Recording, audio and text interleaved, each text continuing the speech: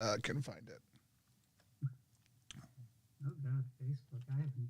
Right, that's the. Facebook in 8 years. If you run an e-commerce company, Facebook, which I do, Facebook is a reality of the way that you do business for the most part. I have heard that. This is more just me sort of. Facebook. Yeah. I remember that name. But there are a couple of really beautiful little communities on there for game stuff. You know, I will. The drama tends lower. Like if things get dramatic in a Facebook group, it then will spill over to Twitter usually. Like the "Is it a zine" conversation. I watched that start in real time on a Facebook group and then spill over into a Twitter conversation. That was yeah, but the weird choice. Well, a weird hill for a lot of people to die on. Yeah, like, and it's further complicated by like, my mic's totally open. Hey guys.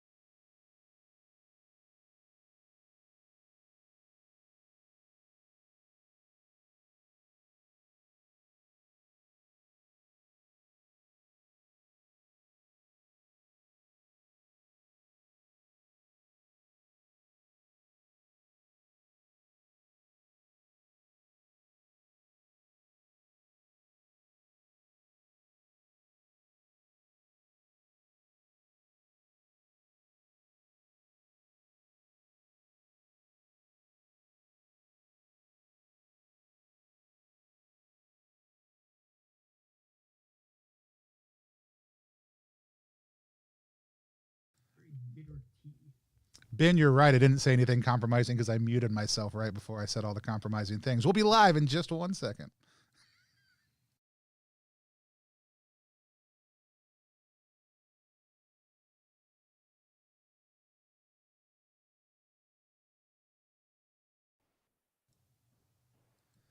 And we are live here on Plus One EXP's Roll for Content channel. My name is Tony Vicinda. You can find me at Tony Vicinda across all social media platforms. Well, not all of them, but the ones I'm on and that I care about. That's where you can find me. You can also find us at Plus One EXP. We're a weird little brand that multi-classes and tabletop game design, beard and skincare alchemy, and the Bardic College of Content Creation. What a build. Our little hope is that we could help designers find great players who love their games and help players find great designers whose games they can love. Prestige Class is a series where we sit down with someone whose work we love and talk to them about what they do, how they got into design, and some of the different lessons that we might be able to take away from that. If you have questions, feel free to type them into the chat pretty much wherever you're watching, and I will see them and bring them up. Today we are going to be talking to Brian Yaksha of the Goatman's Goblet, and we're going to be talking about a whole lot of different things, but I'm really excited to have Brian on. Brian, go ahead and tell people a little bit about who you are, what you do, and where they can find you on the internet. Well, my name is Brian Yaksha. I just wrote a thing that's going to Kickstarter in a couple of days called Academies the Arcane for Troika. You might know me for Rakehell, which I wrote in about 3 days and almost got an Emmy for. I wrote almost all of the bad guy setting material for Brink Blood of Tyrants. I just put out a book called The Catlands Jazz Band Gazetteer, which is a lot darker than a lot of people anticipated with all the happy pictures. Let's see. I've done stuff for Morkborg. I've done stuff for Pathfinder. Make a lot of random generator tables, which seems to be pretty much the thing I'm known for because I like iterative mechanics. They're fun. Yeah, and that you can find me at the goatmansgoblet.com. Same thing on Itch. Same thing on Twitter. Do note I was on Twitter as a screaming place before Google Plus and a lot of other places I was professional on shut down. So don't expect to ever see me happy, but that's okay because it's 2021. Happiness is only for the dark secret places that you go to when you're by yourself. So, yeah, pretty much. Awesome. I'm super excited to have you on. I just started digging through Catlands the other day. We'll be doing a feature on it for the channel coming up soon. Nice. I'm really excited to talk about Academies and Rakehell. I actually love what you said. Like, you love iterative mechanics. Before we go to our normal questions, for anybody out there who isn't familiar with the terms, what are iterative mechanics? I should have a better explanation for this because I did just pitch this as my graduate thesis thing like a couple weeks ago. Look, if it's a graduate thesis, here's the beauty. You're saying we need to figure this out. So, like. Oh yeah. So I guess, okay. So the long and short of it for anyone who's not deep into tabletop, but is vaguely aware of like broader video games, the whole thing was Warner Brothers patenting the Nemesis system for Shadows of Mordor is essentially iterative mechanics, but for a video game. Iterative mechanics, procedural generation in tables is you essentially just combining things after things and coming up with something, a unique permutation. And, this isn't new material, but most of it throughout the history of gaming has been like bulleted lists or, just like toneless, flavorless, one line. This is this person, this is the dwarf and they have this beard and they're angry about this thing. And my whole thesis is you can really create a beautiful, elegant machine if you're willing to hand tailor every single thing you put into it to the point that you will create something that once it emerges from this machine will feel granular, will feel integral, feel that it was written in the form that it came out rather than as a series of line after line after line. And that's extremely difficult to do. And it's very labor intensive. And there are morality issues in play. There's a whole lot to it. And so I'm essentially spending graduate school level money to make a big old book of things that few people will buy because I'm going to put it all into a machine for free. Well, because I love that. I love that. Yeah. Who has the time to go through 1,200 individual lines to just describe like a person's hair? Right. Which I just did the other day as part of my thesis update. And I no longer wish to perceive hair. I no longer wish to ever speak of it because it's not just like blonde hair. It's like, no.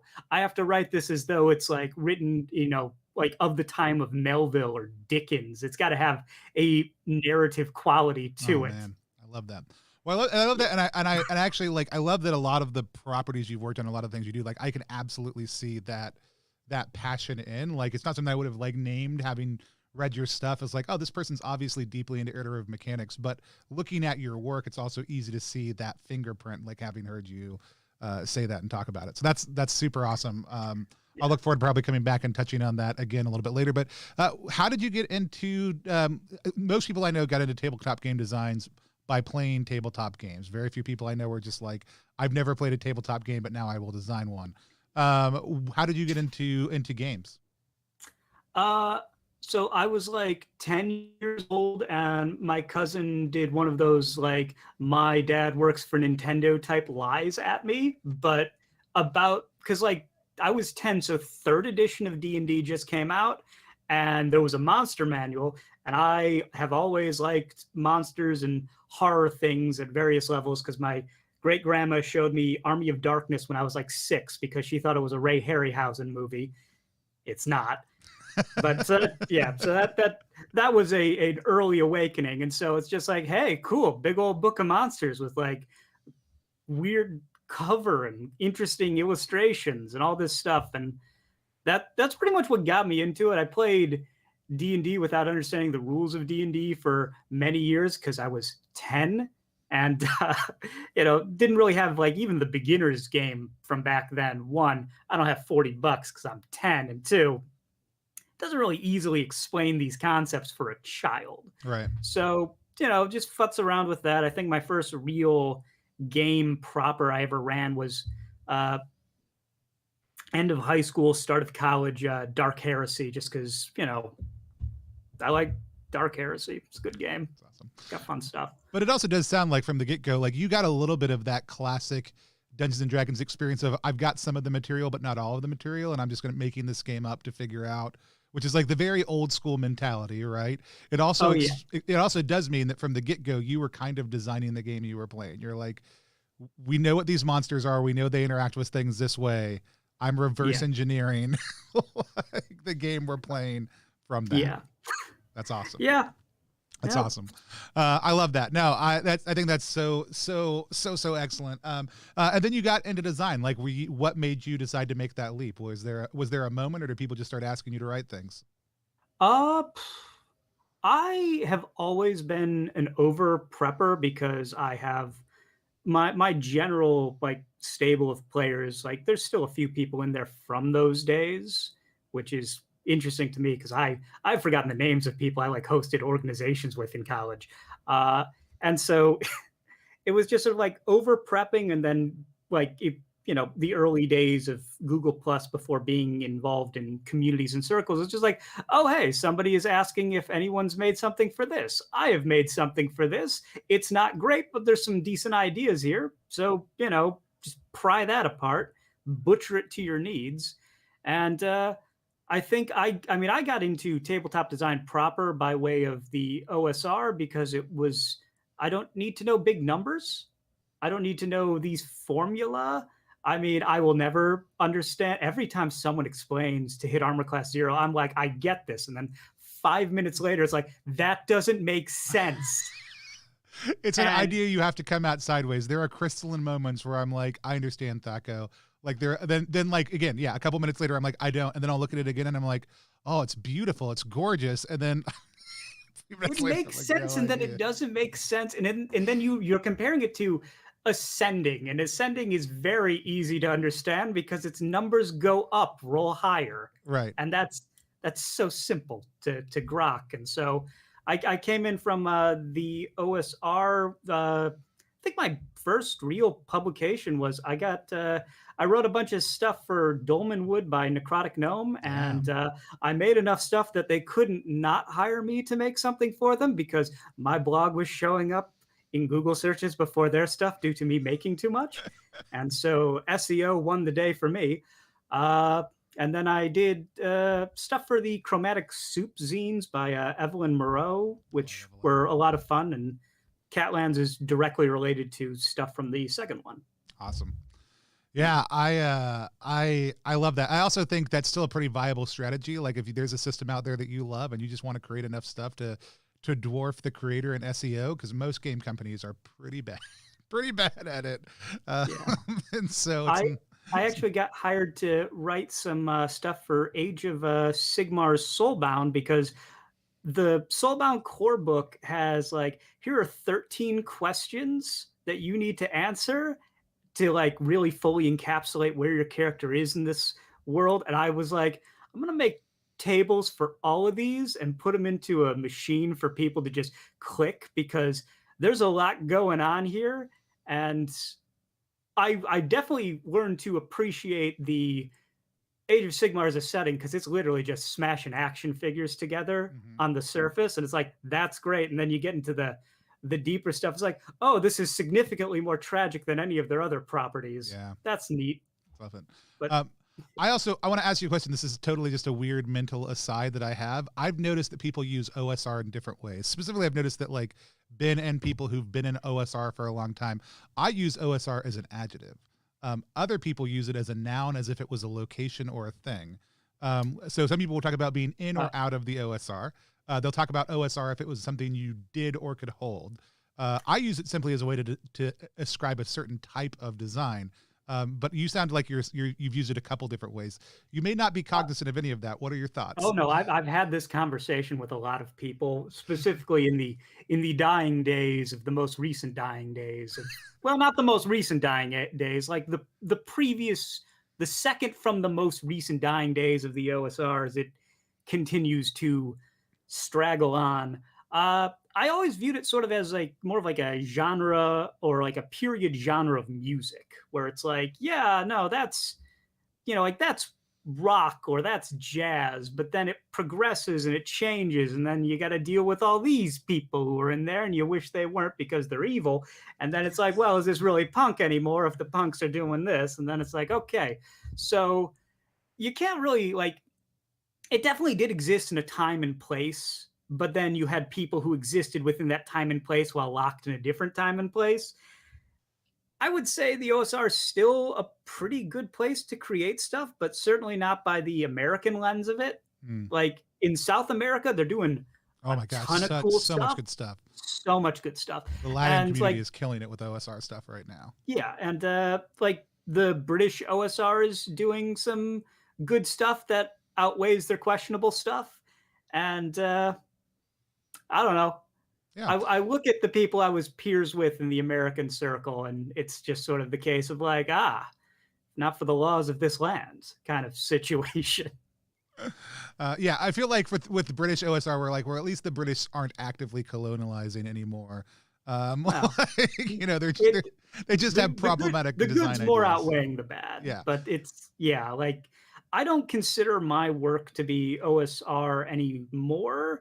I do still, refer to as like old school stuff, because it's like, because I'm rambling on with like a very specific affectation that I've cultivated to ramble on in this way. You're not going to look at this and think like I'm up on the latest trends. Right. So I don't know. It's a very complicated, very sort of loaded situation to delve in on. And sadly, there's no great way to emerge from it because everyone comes at it from a different angle. Yeah, absolutely. Like I always talk about my stuff being OSR inspired and indie designed. Like it's really not OSR design at all. But like if you took any of the OSR concepts and laid it over, they would cleanly fit in that space. But system wise, it's totally divergent. And so like it's not, like but for me, that's part of the fun. Like watching the indie and OSR conversation come at the same things from two different directions with a whole lot of agreement is a pretty beautiful thing right now in the design space that I love. Yeah, that is better to say. I look at all with the weariness of having gotten involved in this crap when I was 18. Right. And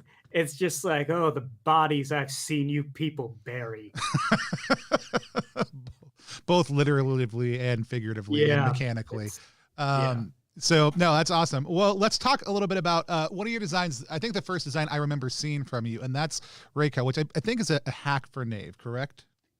It uses Knave as its rules framework. I'm working on something to supplant that because I have thoughts. But it was mostly the case of like, I don't want to have to worry about numbers.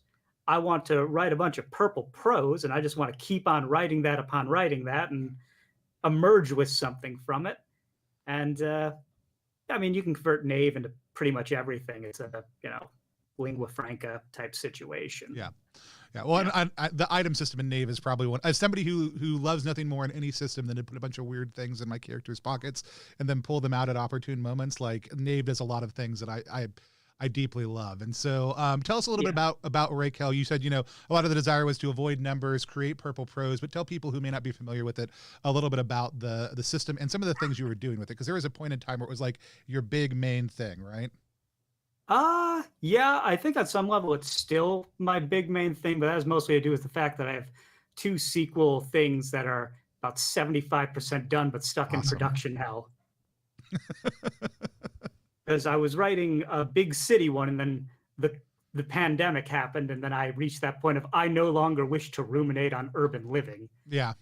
But it's essentially just meanderings about being exiled to a terrible hinterland where a war is certain to break out sometime in the near future.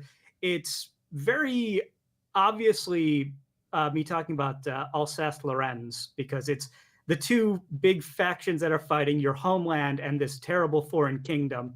One of them might be German, one of them might be French. I'm not going to tell you which, because if you're coming here from one, your view on the other is equivalent, which is literally the case of, like, if you are part of their faction, in quotes, it's like, yeah, no, this really good food. What does the enemy faction have? This terrible food. It's overly spiced. I don't know what they're doing.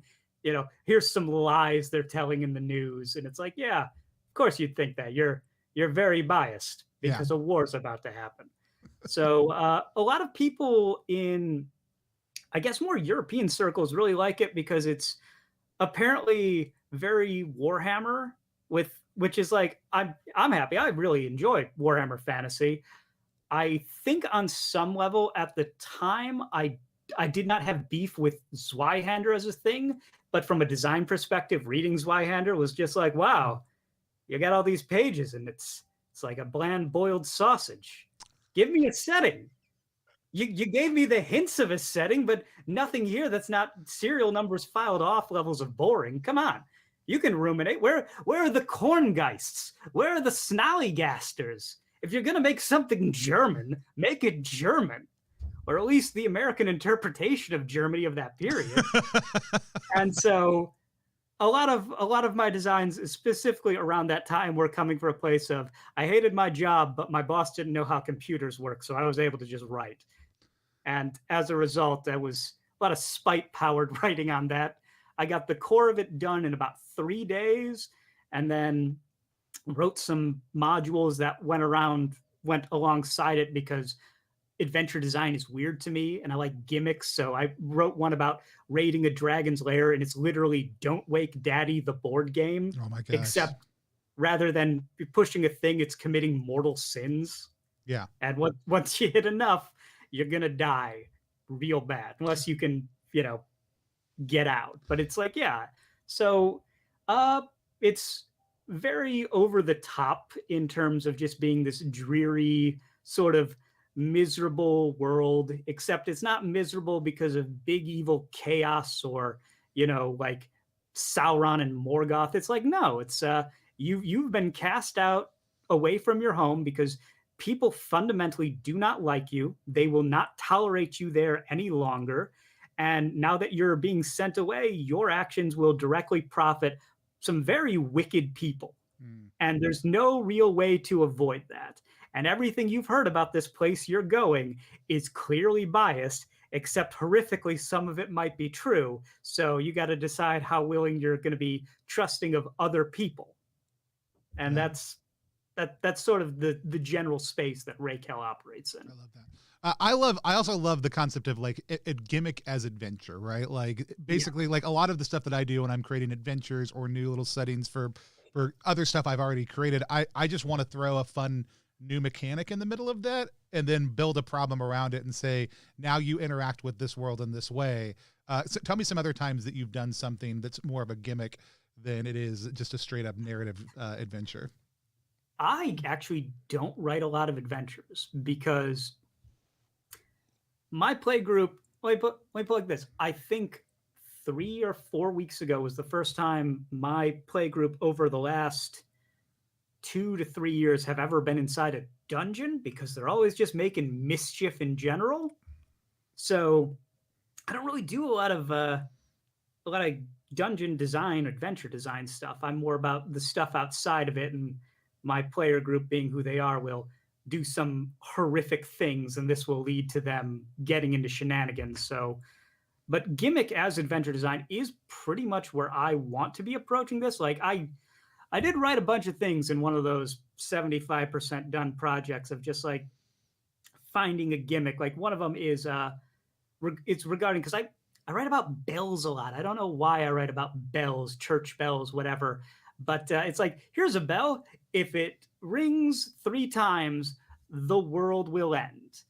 We're not quite sure what that means, because the religion that considered this sacred and true is deemed a heretical sect and actively being purged elsewhere in the world. And there's only one person left alive who's maintaining this area, who actively believes this is going to happen. You need to steal this church bell. So, like a 700-pound thing from an abbey in the mountains while a doomsday cult is on its way to take this bell, maybe to use it, maybe just to cart it off as a trophy.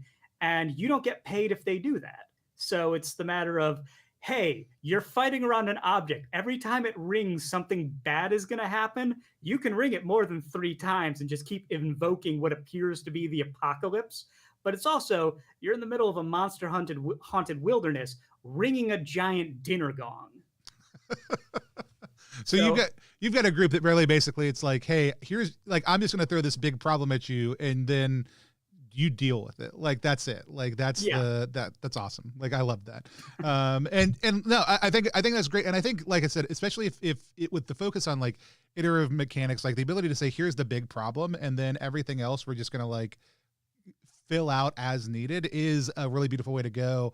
And I think there's probably a lot of people who do actually run games that way, but who don't necessarily codify the way that they think about their game in that manner. Like, they think they're writing some kind of adventure or just going on some kind of adventure. And as somebody who comes from more of the improv background, I do love more so thinking about like, yeah, I always have that big hook problem that I'm like, I'm going to throw this at you, but I have none of the rest of the details. Like, everything else is just like, you tell me how you're coming at this and we'll figure things out from there. Yeah, I think also like one of the many reasons why I like iterative design within adventures and like how that plays into gimmicks is if you give me the basic railroad scenario, which, I'm actually not against, as soon as my players decide to deviate, I no longer have a list of suggestions on how I should be taking this. Whereas if you have just a bunch of different permutations, it can be like, okay, so they're holding this person hostage, so this can now play out like that because this is sort of a type to it. And I don't know, like that's way more helpful for me as a person reading adventures. And yeah, I mean, I cannot plan for my party, save that they will always do the worst thing. Right. The worst possible thing. Yeah, no, it's one of the things like as I was approaching adventures for my core system, Beards, I was like, I like trilemmas. Like, I like trilemmas adventures because it's really here's a location, here's 5 or 6 things at this location. Here you go. Like, it's not the railroad, it's not the path, it's not anything else. It's like, yeah, however you want to approach this, approach it, right? And so it was that, but then also we built in like motifs building, like theme building is a big part of ours. So like whenever you show up at a location that's an adventure, like there is a list of 5 proposed questions you ask your players, and the GM has no answers to any of them until you get to that location. And then the players answer them. They give them mechanical bonuses during it, and they also fill in the gaps on the adventure. And now you as the GM are like, all right, cool, that's what we're doing now. Like, that's part of the way that we've established this thing is going to work. And so there's no way to advance prep anything other than like, here's a few kind of essential hooks you need, go. Like, and so I love when I see people doing that from a way more procedural effect, because I think, especially for a new GM or somebody who's not comfortable in that space of having to deal with that, being able to read the procedures in advance, whether it tells you anything about what's actually going to happen, gives you a false sense of control and security about knowing the types of things that may happen. And that's, I think absolutely beautiful. So let's talk a little bit about Academies of the Arcane, which is coming up. For people who aren't familiar with the project yet, tell us a little bit about what Academies is. Academies is a big toolbox for essentially running interesting, weird, magical type school environments, whether you're playing as students, burnt out academics, or people who have graduated from some places and are now stuck with copious amounts of debts. It's a barely thinned metaphor for my time in law school, and it really plays into the wizard's no sense of right or wrong, skewing a lot more towards wrong by playing into the real big thesis statement of you would really only be going to a magical school if you're kind of like, I want power and dominion over others, and maybe you want that for a good thing, but none of the staff is like here because they got that. and none of the staff here is here for a good reason. And the people running the school, like at the upper echelons, are really all about, planar galactic conquest or stripping the magical power away of their most potential students because they fear being usurped. So it's just like, yeah, you can't really fix this system, because if you were powerful enough to do so, the entirety of this body would go to war against you. And that's what Academies is. It's also me making way too many tables. Easily the most tables I've made in a thing thus far that has been like out there. It's also the most whimsical of them, not overtly morose or dour or melancholical. So that's it at a glance. I love it. So now this is being produced by Melsonian Arts Council, right? Is that the publishing it? Was that you had this book idea and you approached them, or because I think people are always curious about this? Like, was this they came to you and said write this, or was this you came to them and said, hey, do this? Was it a tit for tat? How exactly did this process evolve? In 2019, I was cat sitting for my brother while he was either on his honeymoon or for another thing, because I wrote Catlands the other time I was cat sitting for him.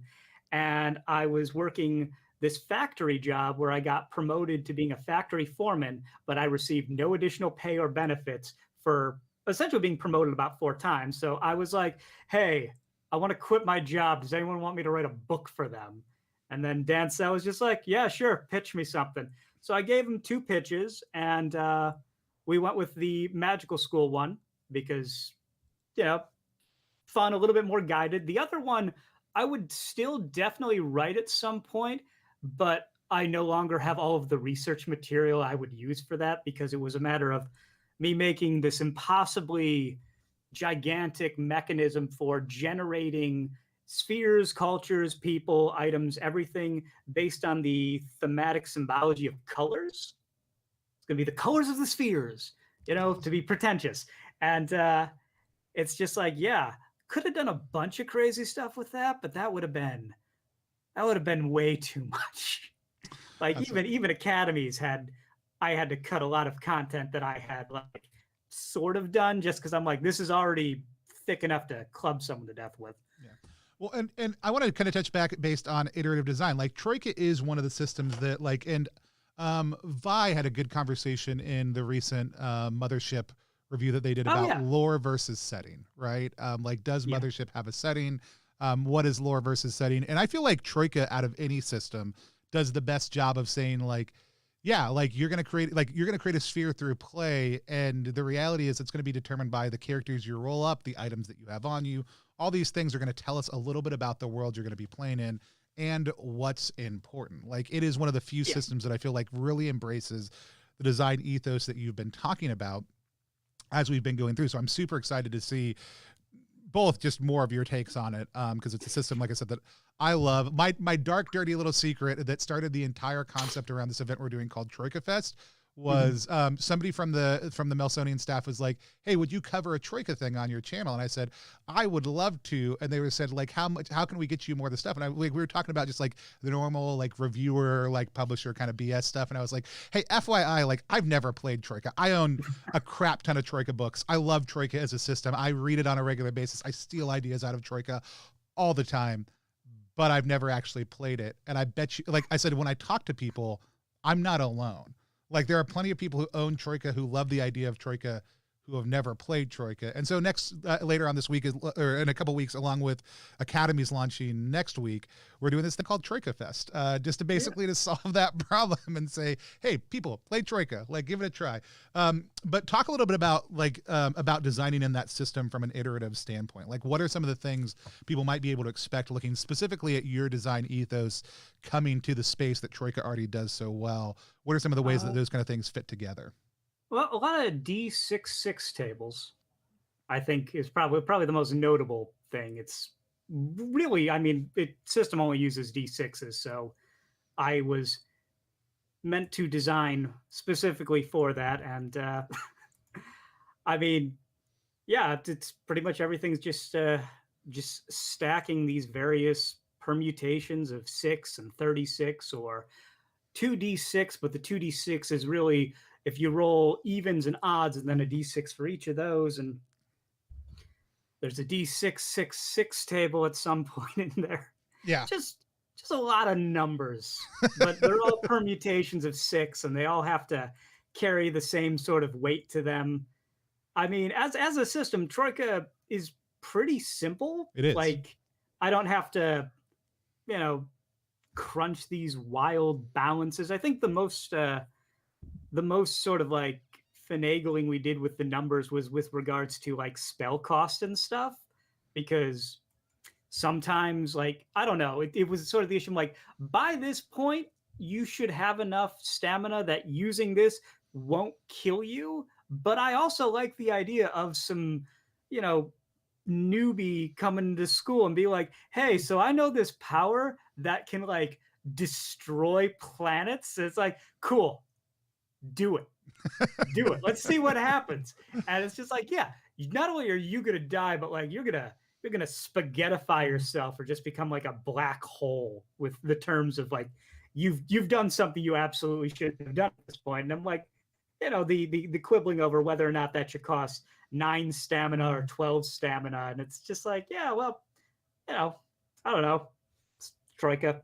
The math isn't really the point of playing it. Yeah. It's our friend Brandon says, yeah, buying TTRPGs, reading TTRPGs, and playing TTRPGs are wildly different hobbies. I would add creating TTRPGs is a 4th type of hobby / job that is distinct from those 3. And so, yeah.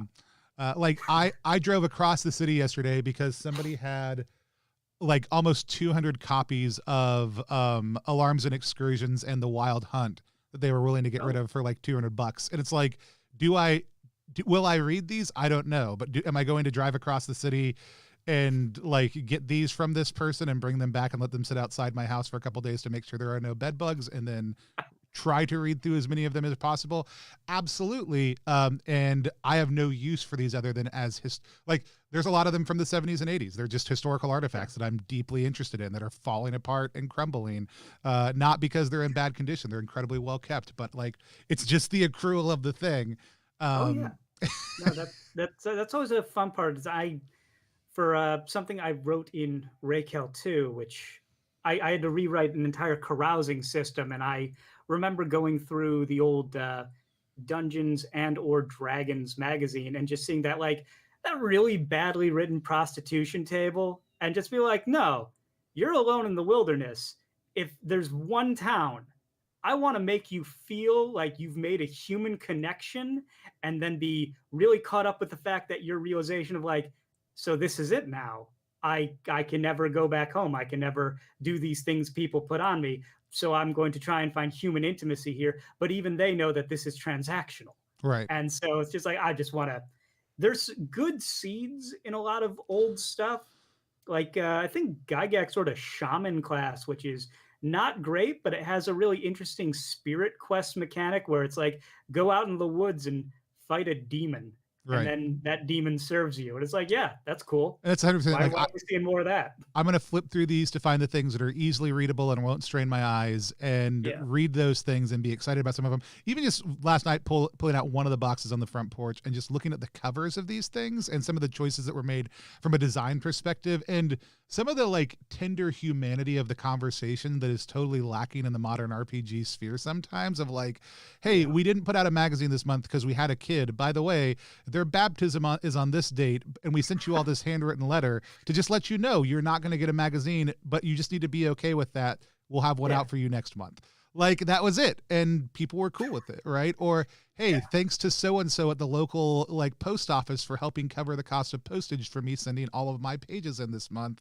I really appreciate it. Like, those types of moments, just flipping through these things and finding like these real remote human connections before social media or anything else, and people sharing their lives with each other in this bizarre way, mixed with tables on, hit locations, demons, like other things like that, was just a really kind of beautiful, there are really beautiful moments of historical like artifacts. And I told my wife I was going to buy a bunch of industry publications, and she didn't initially query as far as what that was. And then when we were on our way there, she's like, what are we picking up exactly? And I was like, crap. Like, Jesus. I'm gonna Yeah. have to explain this now. So Josh wants to know over on YouTube: does Academies fit into a Troika, into Troika, the city and subsequent spheres, or is it more its own thing, just using the same system? So, because it's an official Nelsonian Arts Council product, I don't know. But also, like, Troika encompasses as a fictional city encompasses everything, and also is only what you want of it. There are specifically tables that I wrote for generating various magical schools and their relative location to nearby stuff. So, like, maybe your school, which is, like the desiccated corpse of a titan that's been, carved into the bones, these various academic buildings, is positioned over a neighboring hamlet, like literally, arched over it. Everyone in the hamlet hates you. Everyone in the hamlet hates everyone who goes to this school, and they're constantly hiring witch hunters. Whether or not this is located in the Parks District of Troika or, on some far-flung sphere, that's really up to you. It's, I have ideas for how to write an actual Troika as city book because I have a lot of thoughts on writing city books. That was the other Rakehell project that is currently in production hell. But as far as it stands, Troika as a city exists in an anti-canonical state. So yes and no. I do think I referenced the Academy of Doors a couple times, but it's like you could use this to run the Academy of Doors, which is going by the background canonically within Troika. Nothing against that. Definitely, literally would just not have to use the name generation table for the name of the school. But yeah, that's sort of the thing about working within an anti-canonical state is that it's as true as you wanted it to be. Yeah, and that was one of my other questions. Like, when you're working with a larger body, a larger canon, Troika uniquely being an anti-canon, there's a lot of interesting things that come into play. Troika seems to be simultaneously the easiest to do that for, while there being the most desire to take consideration of what people could do. They wanted to. So it's a considerate process, it sounds like. No, I absolutely love that. So I love that. If anybody has any more questions, feel free, toss them in the chat wherever you're watching. I should be able to see them. I'm absolutely happy to talk to Brian about them. So Brian, you've got Academies. Academies launches on the 1st. I do know if you go to ttrpg.link /Academies KS, it'll take you right to that Kickstarter page if you're out there watching right now, because that's easier for me to remember than a long piece of gobbledygook from Kickstarter. And so, but if anybody out there watching right now, you can do that. I'm going to talk a little bit about TroikaFest, but I want to know before I do that, what is the next thing you're going to be working on? I know you've got these 2 Rakehell projects in production hell. Is that where you're going, or do you have another shiny bauble on the horizon? Oh God. So let's see. I've got several NDA properties I'm working on, which will be great for getting paid for over the summer because I'm going to be out of grad school by then.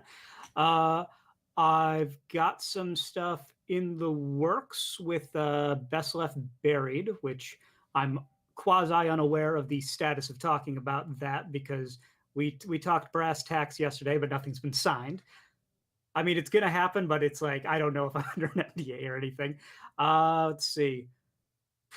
I've got my thesis, which will be interesting because it's sort of a broader look at Rakehell in regards to being like implied setting material and implied setting generation material and rulings, because Dave's fine, but it doesn't invoke joy because it's basic parlance. It's, what this means. So I'm like, I've been doing research on making navigation and various forms of maps and hex crawling interesting. My thesis is essentially all of these procedural iterative design stuff mixed with how to make a West March interesting, because there's not actually a lot of information on what the hell a West March is. Even the main information on it is mostly, we did this, and it's like, cool, but did you have like these 10 things that would support this and make this like easily applicable? And it's just like, I'll never tell. And it's like, tell. So I'm a big fan of the Wes Anderson March projects that are happening out there right Yeah, now. I've been seeing those from Nate Tremay's Yeah. work, and those are always good. Yeah. So let's see. I'm making a new big generator thing for Nick Mask's Kanabo, like Traveler Oh my old school gosh. for Brighthammer, is what it's based off of, I believe. Brighthammer and Sledgehammer, are the two systems it's based off of. I am so excited about that project. We also talked about it yesterday on our Backer Quest series. It's using itch funding also, which is the other reason people should absolutely go check it out. I don't know its URL, but I do know if you go to Nick's page, you'll be on itch, you'll be able to find it. However, I also know if you go to itchfunding.games, it will have that and a list of any other games that are currently crowdfunding on itch. If you haven't checked out itchfunding.games yet, you should absolutely go check it out because it's a really cool way to centralize who is currently crowdfunding using itch as a platform instead of some other platforms. Yeah. Let's see. I think last thing I need to say, because I was told by the production group for Academies if I didn't, they'd be upset. So team is Jared Sinclair, Jarrett Crater, who I actually believe I just said the name wrong. We double check on that. Jarrett. I said it correct. No, I was pretty sure you got it.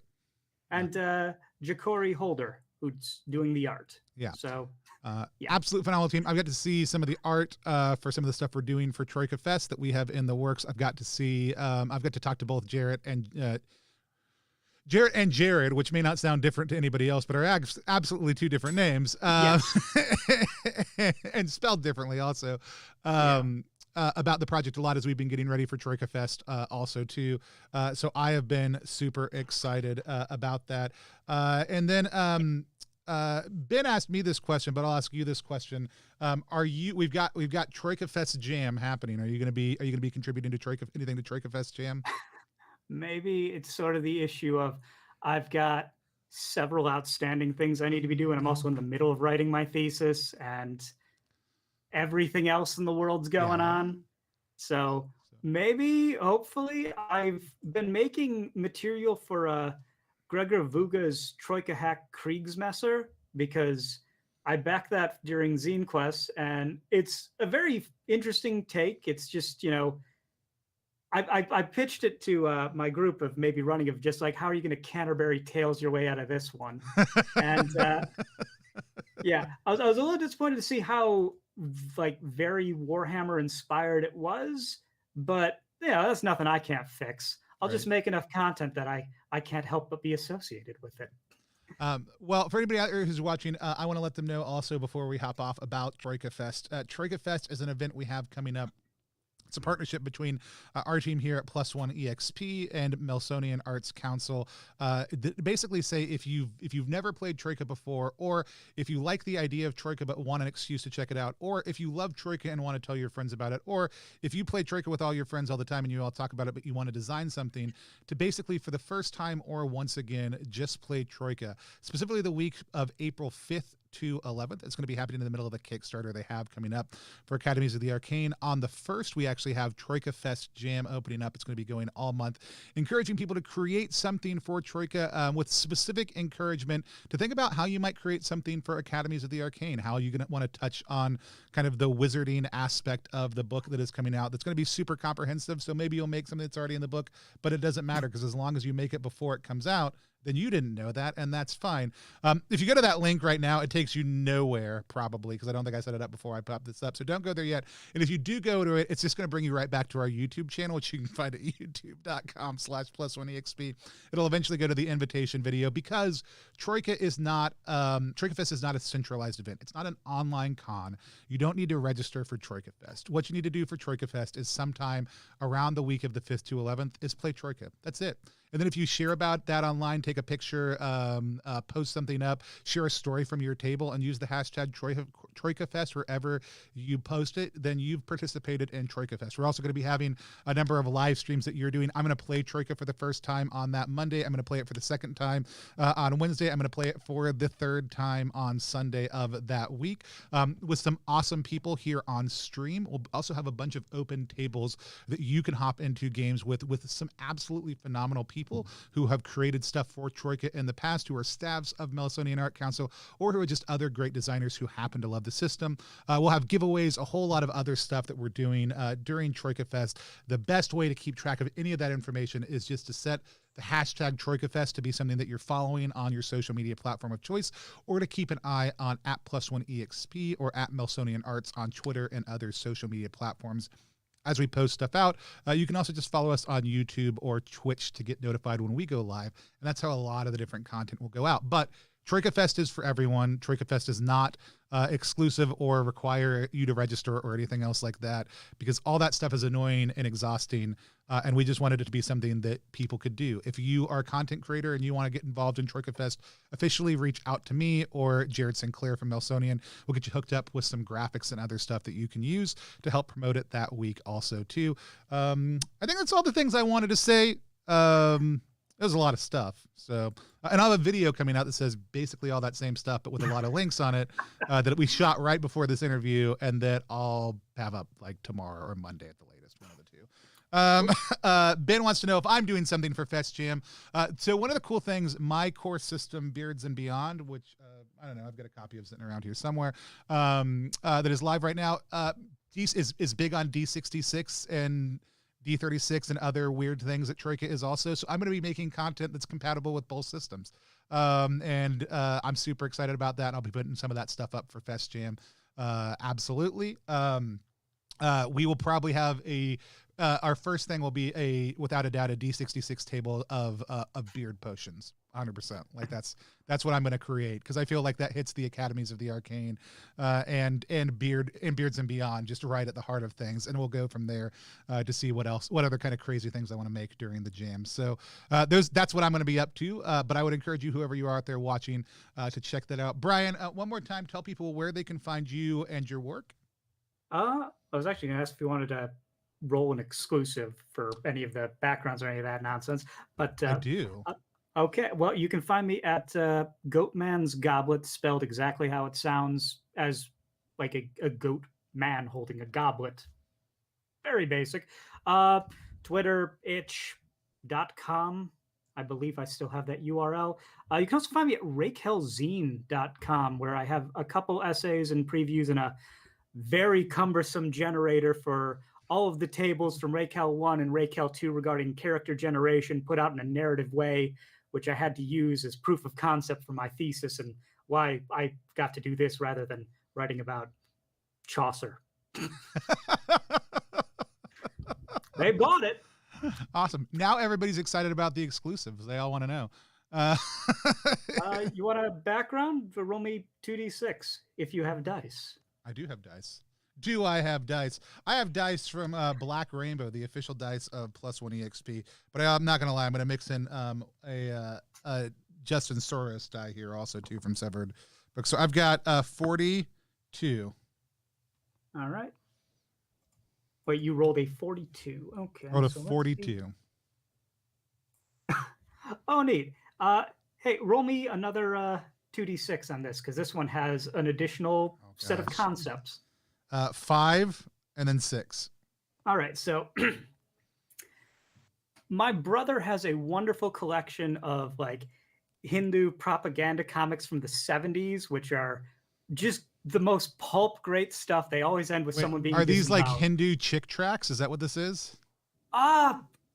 You could almost say that. They're like, I remember very specifically, there's one about like teaching kids hospitality of like a tiger that keeps being told. This sounds way more friendly and human than chick tracks were. Well, it starts out with that. And then the last is a 2-page spread of the tiger disemboweling this peacock. And it's just like that sticks with you. Don't overstay your welcome is the moral of the story. So chick tracks start out with the disemboweling and work their way towards heaven. Yours start out with heaven and work their way towards the disemboweling. Excellent. Yeah. So this background is called the Wayward Supreme. Gods die all the time. When they do, their power becomes fettered and broken, left to fill new vessels and become something new. You are a sizable chunk of divine energy, currently inhabiting a mortal vessel.